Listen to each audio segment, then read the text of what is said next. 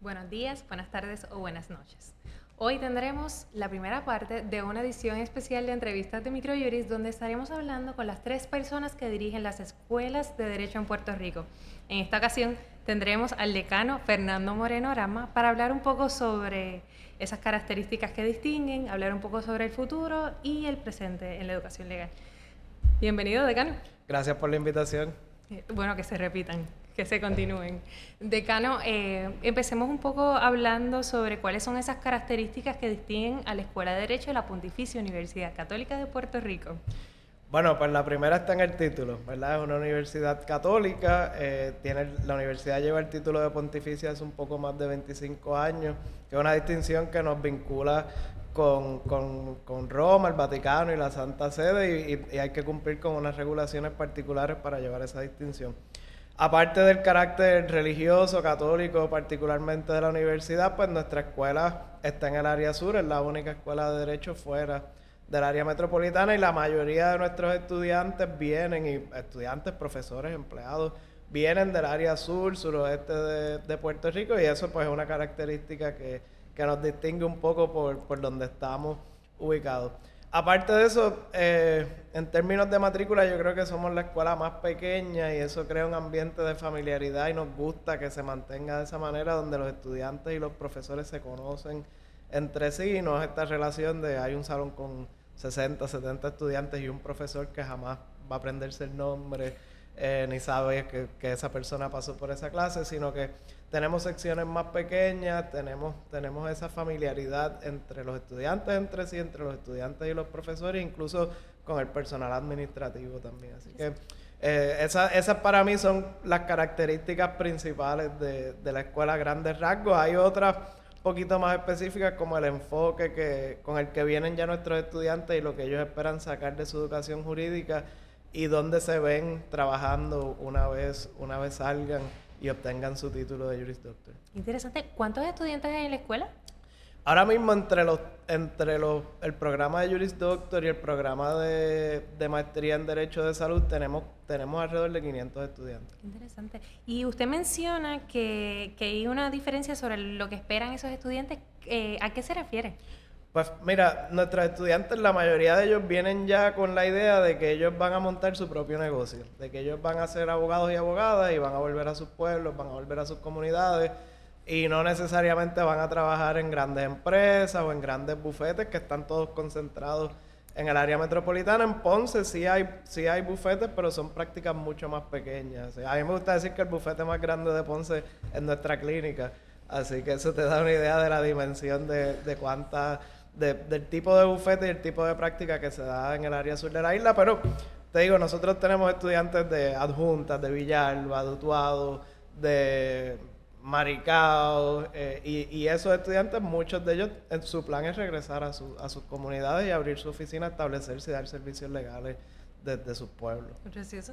Decano, ¿cómo ha cambiado el perfil de este estudiantado desde que usted llegó al decanato hasta ahora? Mucho mundo. Yo empecé de decano en el 2018, que fue un año extraño, era el año post María ahí, que uno estaba como cayendo en tiempo y recuperándose de María. Y después de eso, pues todo lo que ha pasado, ¿verdad? La pandemia, los terremotos que fueron en el área sur, el huracán más reciente. Y yo he notado un cambio, sobre todo yo doy clases de primer semestre con mis estudiantes de primer semestre en cuanto a su acercamiento a todo. Son mucho más informales, son en algunos aspectos más relajados. Y obviamente pues es esta generación de estudiantes que pasaron sus últimos años de bachillerato en la pandemia, ¿verdad? Y se ve, no le quiero llamar laguna, pero se ve la diferencia entre estudiantes que venían con esta educación tradicional formal de sus 4 o 5 años de bachillerato presenciales, a estos estudiantes que han tenido esas interrupciones tan significativas en esos momentos determinantes de su carrera universitaria. ¿Qué está haciendo la Escuela de Derecho para apoyar a esos estudiantes que ciertamente enfrentaron unos retos antes de llegar a la Escuela de Derecho? De todo un poco. Primero es identificar, ¿verdad?, cuáles son realmente las lagunas, ¿verdad?, donde nosotros entendemos que hay áreas de mayor necesidad, y eso lo estamos viendo ahora, ¿verdad? Eso hay que dar la clase, hay que corregir los trabajos, hay que ver las diferencias entre el grupo que uno tiene ahora y tal vez un grupo de hace 4 o 5 años que no pasaron por el tema de la educación virtual. Y luego, pues, establecer dinámicas. Para mí un trabajo importante ha sido atraerlos a la escuela, ¿verdad?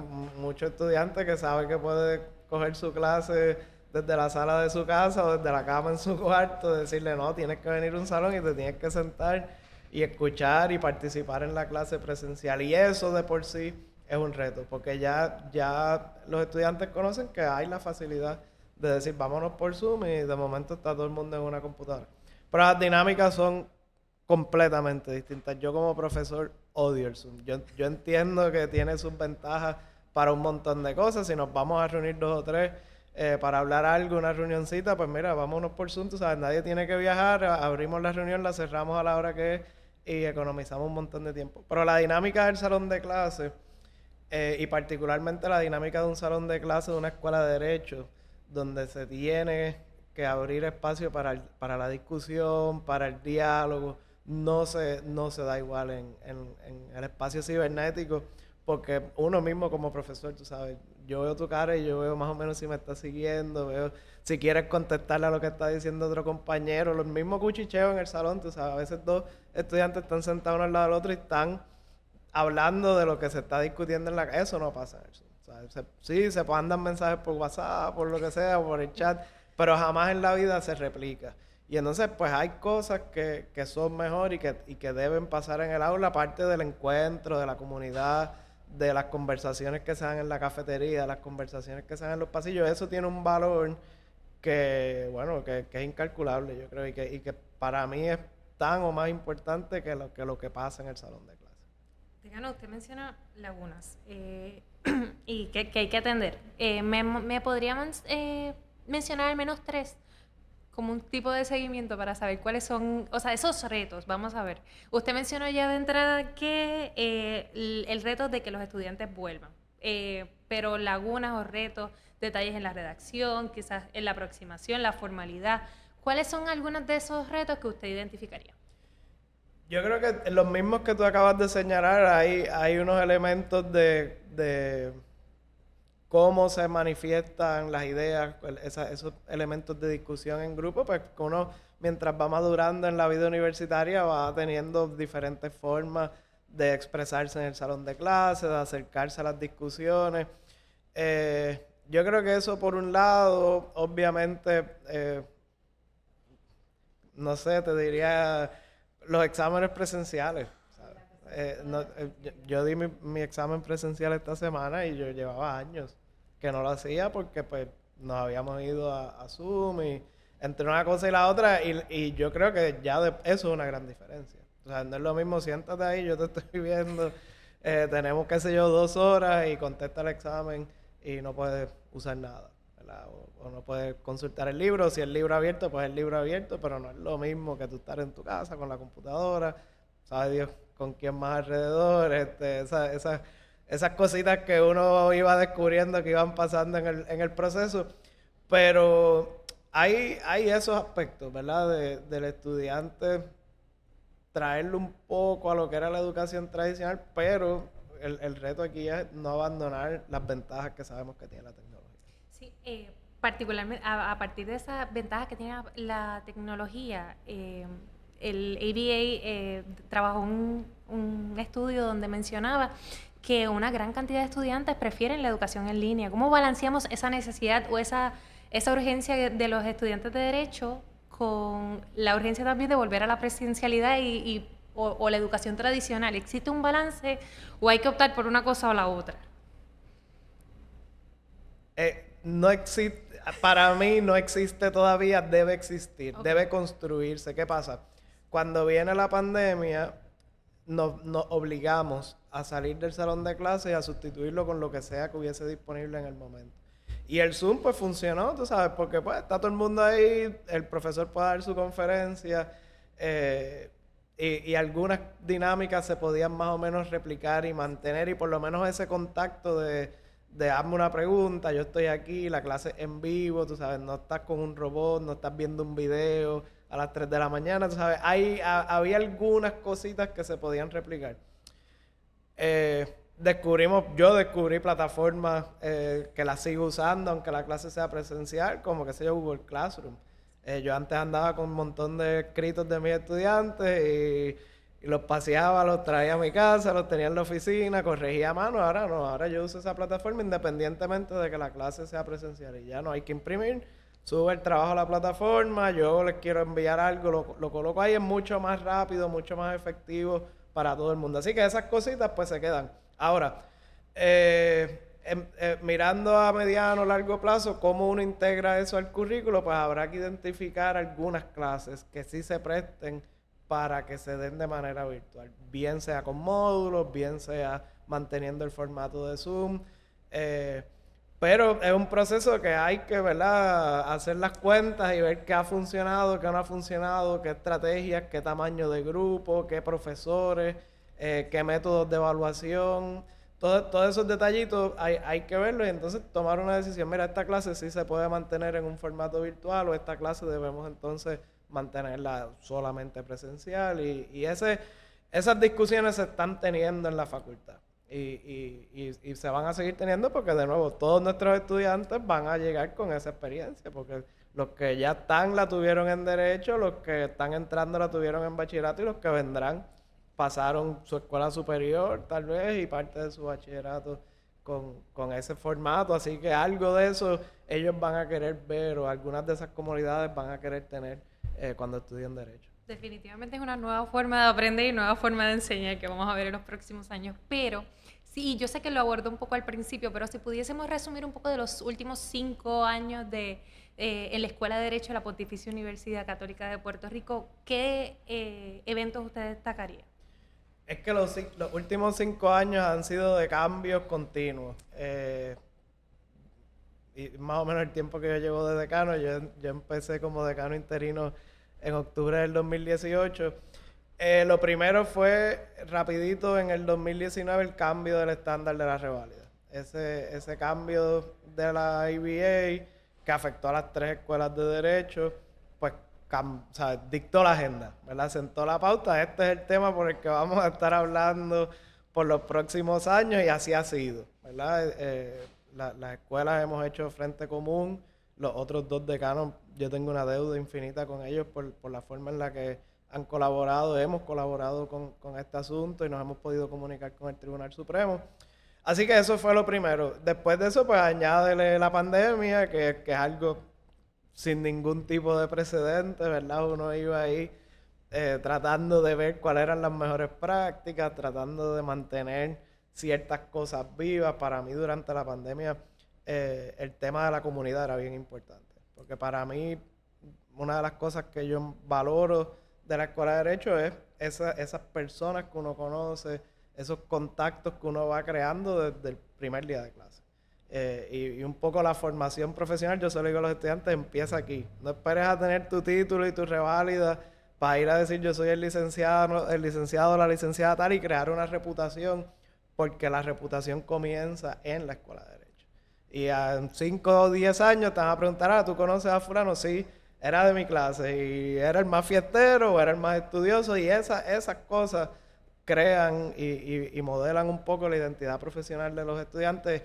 Y entonces, como uno, a la distancia, estudiantes que entre ellos no se conocen y coinciden en espacios digitales, cómo uno iba creando esos vínculos de comunidad, ese afecto a la escuela, porque la verdad es que, o sea, en Zoom tú podías estar en cualquier universidad, en cualquier parte del mundo, entonces cómo uno crea apego a la institución, a cómo uno se diferencia de las otras escuelas de derecho en ese sentido.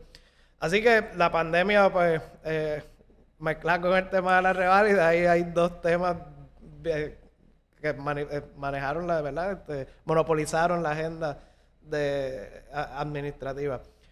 Como quiera, hay unas cositas que nosotros logramos hacer. Nosotros establecimos la primera maestría en Derecho de Salud. Nuestra escuela tuvo un programa de maestría, el primero que hubo en Puerto Rico a finales de los 80, a principios de los 90. Eso se abandonó, así que reabrimos el programa de estudios graduados para abogados con la maestría en salud. Ahora en enero tenemos una maestría en Derecho Contributivo que iba a empezar en septiembre, pero Fiona tuvo otros planes con nosotros, así que aplazamos el inicio para enero y nos tiene muy entusiasmados. Así que hemos, en cierta medida, ampliado la oferta académica de la escuela.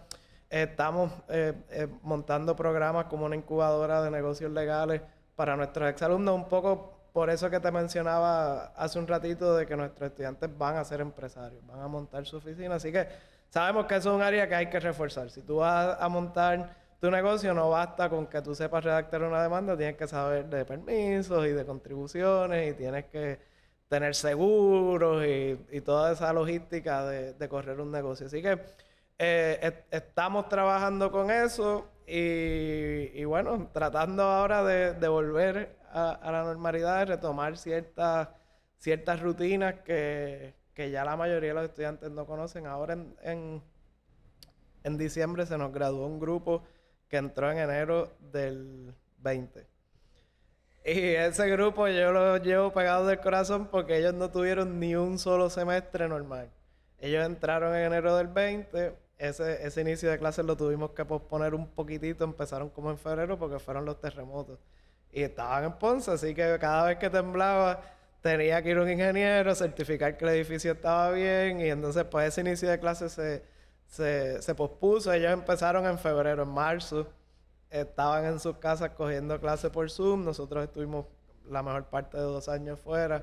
Y entonces cuando yo dije, ya, por fin, este es su semestre, vienen a terminar, pues tuvimos la interrupción de Fiona. Fueron 3 semanas porque también la peor parte se la llevó el sur de la isla. Así que ese grupo de estudiantes pues ha tenido una carrera muy atropellada y hay que ver cuál va a ser su desempeño, pero la verdad es que es una generación de personas que se ha sobrepuesto a todo, tú sabes. Ellos pudieron haberse quitado, pudieron haber hecho otras cosas con sus vidas por estos pasados 3 años y siguieron, y se graduaron, y para mí son mis héroes y mis heroínas, porque la verdad es que no todo el mundo tiene la madera para enfrentar la cantidad de retos tan corridos como ellos en una etapa de su vida tan importante. Así que estos últimos 5 años ha sido eso, una crisis tras otra, y qué aprendemos de esas crisis, y a mí me gusta aprovechar algunas de ellas, ¿verdad? ¿Qué cosas podemos cambiar a lo mejor un poco más rápido, a lo mejor con un poco más de protagonismo que no se hubiesen cambiado si no hubiese pasado nada de esto? Una felicitación especial a esa clase que usted mencionó al final. Y además, quiero un seguimiento a las maestrías en Derecho que usted mencionó. Está la maestría en Salud y ahora en Derecho Contributivo. ¿Y cómo seleccionaron, o sea, cuál fue el proceso para diseñar esas maestrías, seleccionar esos enfoques? ¿Están atendiendo alguna necesidad en particular? ¿Cómo fue el proceso? La de Derecho de Salud es un proyecto que en la Católica se venía gestando desde hace muchos años. Cuando yo llegué a trabajar ahí en el 2014 ya había, no, vamos a hacer una maestría, pero como que no se daban los pasos para establecerla. La de Salud surge porque en el área sur hay enorme cantidad de hospitales, hay un sector de la salud bien definido, hay farmacéuticas, hay prácticas médicas. Así que hay un pequeño ecosistema ya en el área sur, hay una escuela de medicina, y nosotros queríamos insertar a la escuela en esa comunidad, en esa conversación, y surgió la maestría en Derecho de Salud, que ya se han graduado, yo creo, 1 clase y media o 2 clases. Es un programa de 24 créditos. Nosotros no cogemos mucha gente, nosotros estamos cogiendo como 15 estudiantes al año. Porque no queremos saturar el campo y queremos que los estudiantes tengan un perfil, son abogados y abogadas que ya tienen alguna trayectoria y queremos pues que una vez se gradúen se inserten en el campo de la salud y ha sido hasta el momento bien exitoso. Conseguimos gente de la industria de la salud, abogados y abogadas para dar las clases que son top y que nos decían que sí inmediatamente, muchos de ellos egresados de la misma Universidad Católica que tienen puestos en hospitales o en compañías de seguros y que son el top en Puerto Rico en la industria y gracias a ellos y a ellas siempre nos dijeron que sí y nos han dado la mano y el programa ha sido muy, muy exitoso. Con el de derecho contributivo queríamos más o menos eso, identificar otro nicho, otra área donde vale la pena realmente tener estudios, porque la regulación es bien específica y los taxes, pues eso, ¿verdad? Está toda la regulación federal, está toda la regulación estatal y la práctica de taxes no solo, ¿verdad?, se limita a los bufetes y a sus departamentos, que hay una necesidad de abogados con preparación en esa área, sino que también es algo que pueden hacer personas para individuos en sus prácticas más pequeñas, ¿verdad? Todas estas personas que ya tienen estudios de contabilidad o de administración de empresas pueden complementar muy bien su práctica legal con la cuestión del derecho contributivo. Esa maestría la abrimos, vamos a tener un grupo que no son abogados, que en vez de un LLM van a tener un MLS, y es eso, precisamente gente que tienen licencia de CPA o gente que ya tiene maestría en administración de empresas, los estamos invitando porque se benefician de tener el conocimiento jurídico de lo que ya hacen en sus carreras.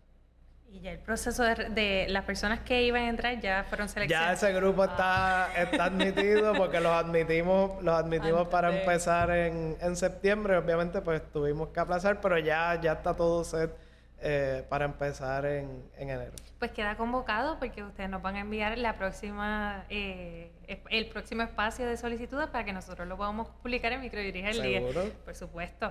Y otro seguimiento, decano, usted mencionó también el cambio en el estándar de ABA. Por eso nosotros lo hemos hablado en otras ocasiones, pero por eso de recapitular, ¿a qué se refiere y cómo se ha atendido en los últimos años?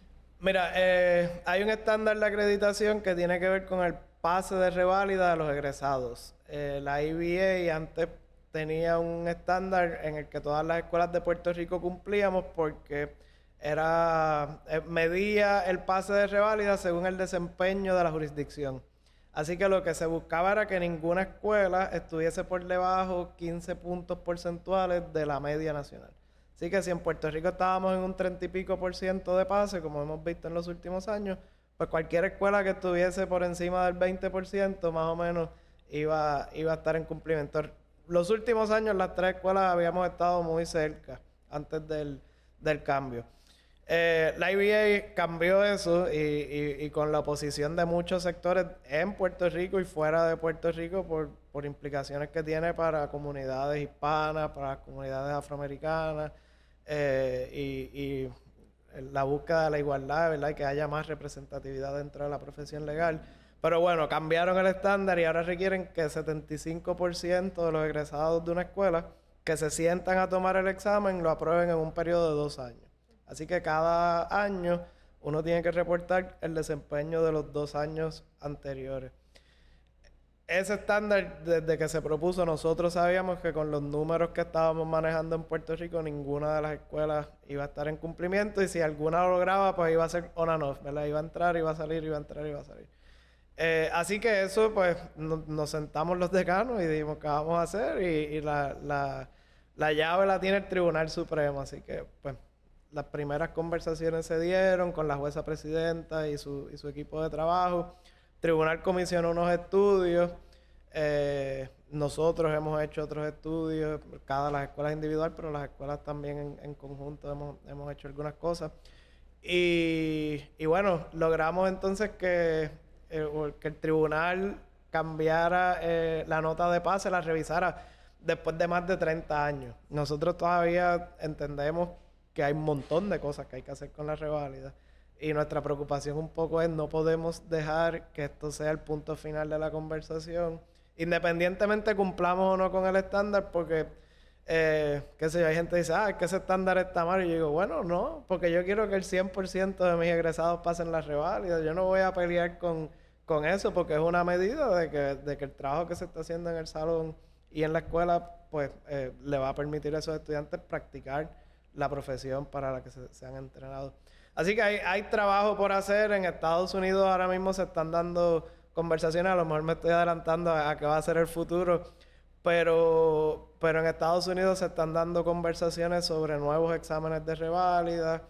Hay un proceso lento, pero que yo veo que lo vamos a ver en algún punto, y es que se va a uniformar la reválida de los abogados a nivel de Estados Unidos, como pasa con los médicos o como pasa con los CPA o con otras profesiones.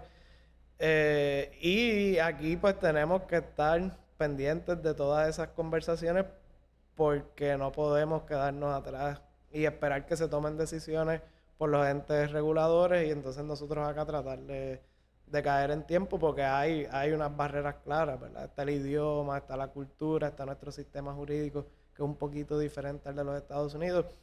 Y cómo vamos viendo lo que está pasando y preparándonos ¿verdad? Y estar conscientes de lo que está sucediendo para que estas cosas no nos cojan de sorpresa. Antes de ir al futuro, quería preguntarle, usted menciona que no debemos ponerle punto final a la conversación de la reválida. ¿Cuáles son los proyectos que hacen falta para sentir un poco más de estabilidad en cuanto al tema de la reválida, que ha causado mucho interés, mucha controversia y mucha, a veces, duda y preocupación dentro de la comunidad estudiantil también y docente, las escuelas de derecho? ¿Qué otros proyectos hacen falta o qué otras medidas hay que integrarlas en la agenda del 2023? Mira, la primera pregunta que hay que hacerse es ¿por qué una reválida? ¿Verdad? Y es un examen que hace el Tribunal Supremo en total desconexión de las escuelas de derecho. Y entonces, si bien, y esto se puede discutir con más calma en otros lugares, pero si bien uno puede decir, ok, el Tribunal Supremo es el ente regulador de la profesión jurídica en Puerto Rico, y por tanto de las escuelas de derecho en Puerto Rico, pues que asuma ese rol de una manera directa. ¿Qué pasa? Que el Tribunal Supremo no regula directamente las escuelas en prácticamente nada. En el reglamento del Tribunal Supremo hay uno de las reglas de ese reglamento dice, no, pues la admisión para los estudiantes clínicos. Y ahí te pone algunas cositas que esos estudiantes tienen que cumplir para que tengan su licencia de aprendizaje en su último año de estudio. Pero aparte de eso, hay una desconexión total. Y entonces es una reglamentación un poco indirecta porque el Tribunal Supremo te está diciendo estas son las materias que vienen en el examen y cuando tú miras el currículo de las escuelas, pues esas materias son la espina dorsal de esos currículos. Y entonces hay unas tensiones ahí porque a veces uno dice, ¿por qué? Que si yo me cuestiono con frecuencia, ¿por qué registrar inmobiliario es una materia de reválida? ¿Sabes? ¿Por qué esa clase y no tal vez corporaciones? ¿O por qué esa clase y no tal vez derecho laboral? O otros asuntos que tal vez los estudiantes o los abogados en sus prácticas, iniciando sus prácticas, van a ver con un poco más frecuencia. Así que, ¿cómo hacemos el examen? Es una manera y ¿por qué no buscamos alternativas al examen? Ya hay varias jurisdicciones en los Estados Unidos que se han movido a alternativas de licenciamiento. Hay un ejemplo significativo de Wisconsin. En Wisconsin es un estado donde nadie que no sea de Wisconsin probablemente quiere ir a practicar el derecho allí, así que es bastante cerrado el mercado jurídico. Y las escuelas y el Tribunal Supremo tienen una excelente relación y hay una regulación de pasos y cosas que tienen que pasar en la educación jurídica del estudiante.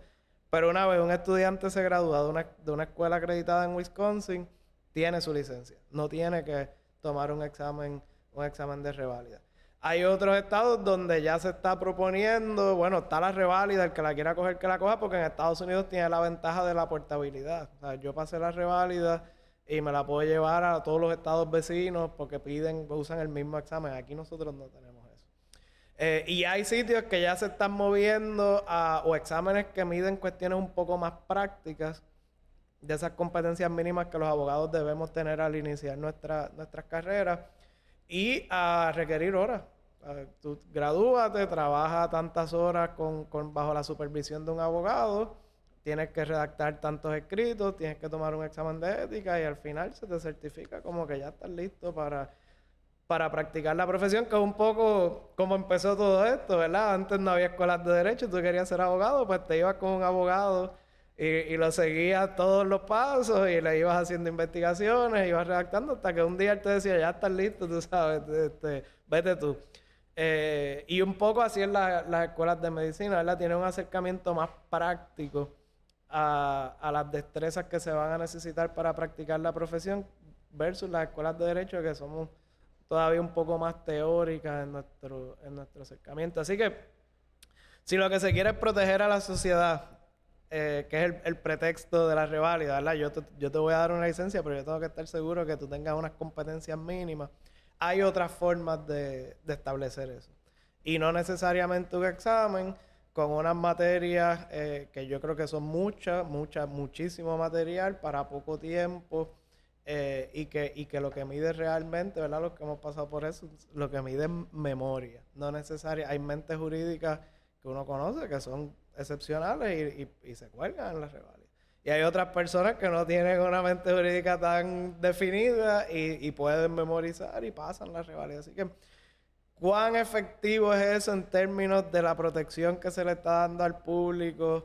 En términos de quién tiene una licencia para ejercer o no la tiene, yo no sé si la reválida es el mecanismo más efectivo. En Estados Unidos se han establecido reválidas y hay papers sobre eso como una cuestión de mantener ciertas comunidades fuera de la práctica, ¿verdad? Y en la medida en que se iba acabando la segregación, empezaron a surgir exámenes de reválida.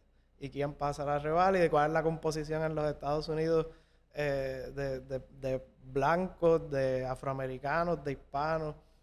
Los hispanos en la profesión legal en Estados Unidos son apenas un 5%. Así que es bien poquita gente con esa ascendencia que están en la práctica de profesión. Los afroamericanos yo creo que están como por un 10, un 15%. Así que se han levantado esas barreras. En Puerto Rico la reválida era oral y la pasaba un 90 y pico % de las personas hasta que se abrieron 2 escuelas de derecho privadas y la Universidad de Puerto Rico dejó de ser la única escuela, y ahí cambió drásticamente la forma de dar el examen. Así que hay una barrera que casualmente coincide con el establecimiento de 2 escuelas de derecho y que de cierta manera, ¿verdad? Buscaban proteger a la escuela del Estado, que ya era la que existía originalmente. Importante esa conversación en el 2023. Decano, quisiéramos hablar un poco sobre el futuro. Yo sé que nos adelantamos un poco en la conversación, pero ¿cómo usted vislumbra los próximos 5 años de la educación y la profesión legal? ¿Cuáles son esos puntos que usted observa o esas transformaciones que usted vislumbra que se puedan dar?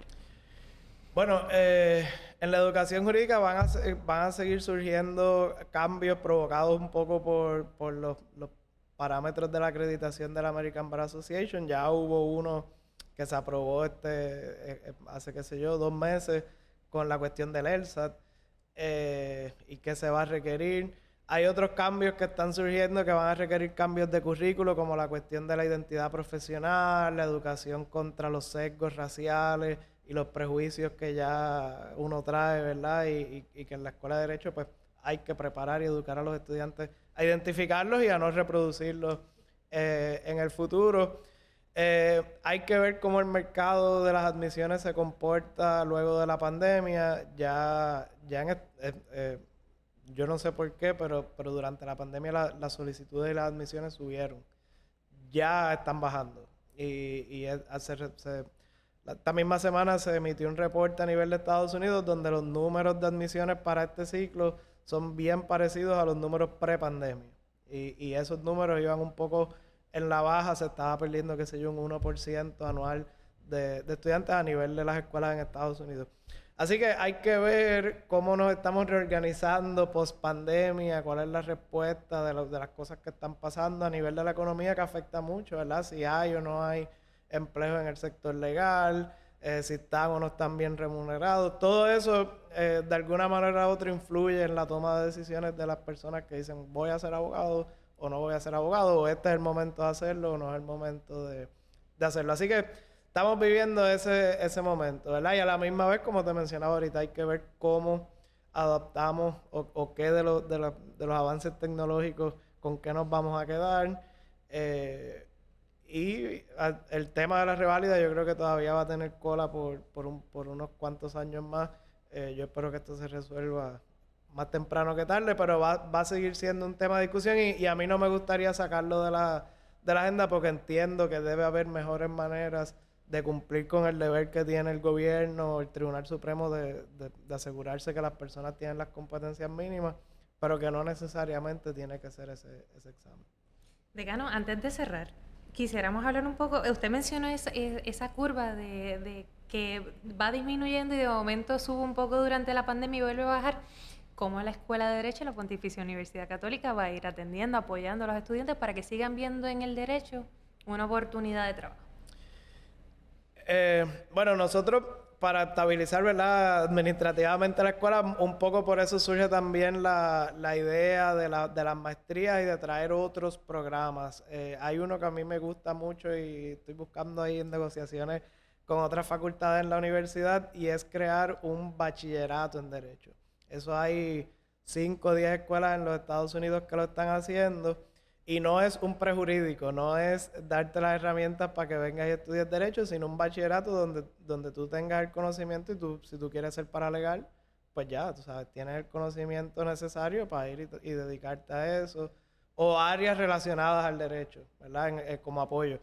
Igual debe ser la base, ¿verdad? Mejor que un programa prejurídico para entonces estudiantes que quieran seguir la carrera y licenciarse como abogados y abogadas que lo puedan hacer. Así que en Estados Unidos y yo acá llevo un tiempito mirándolo, eso es una tendencia que yo creo que es interesante porque a veces pues, hay tantas cosas que uno quiere atender que en 3 años del Juris Doctor no da. Realmente los 90 y tantos créditos que nosotros pedimos de requisitos se van la inmensa mayoría de ellos en cumplir con los requisitos de la reválida.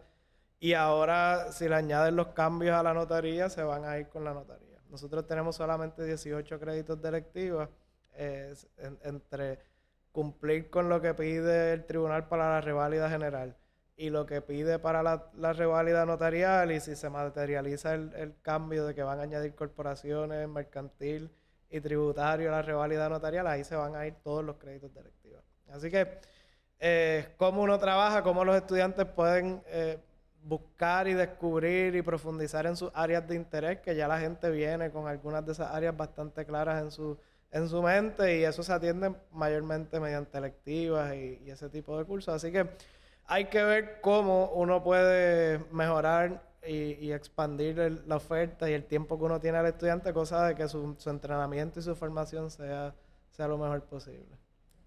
Decano, ¿algo que quiera añadir que no hayamos conversado hasta ahora? No, gracias por la invitación y los mantendré al tanto de los pasos que estamos dando sobre la maestría. El plan es en algún punto en febrero hacer una conferencia inaugural de la maestría de Derecho Tributario, así que los invitaremos. Gracias, decano, por estar con nosotros. A las personas que se conectaron, gracias por acompañarnos hasta acá, y puede conseguir esta y otras noticias legales en aldia.microjuris.com. Hasta luego.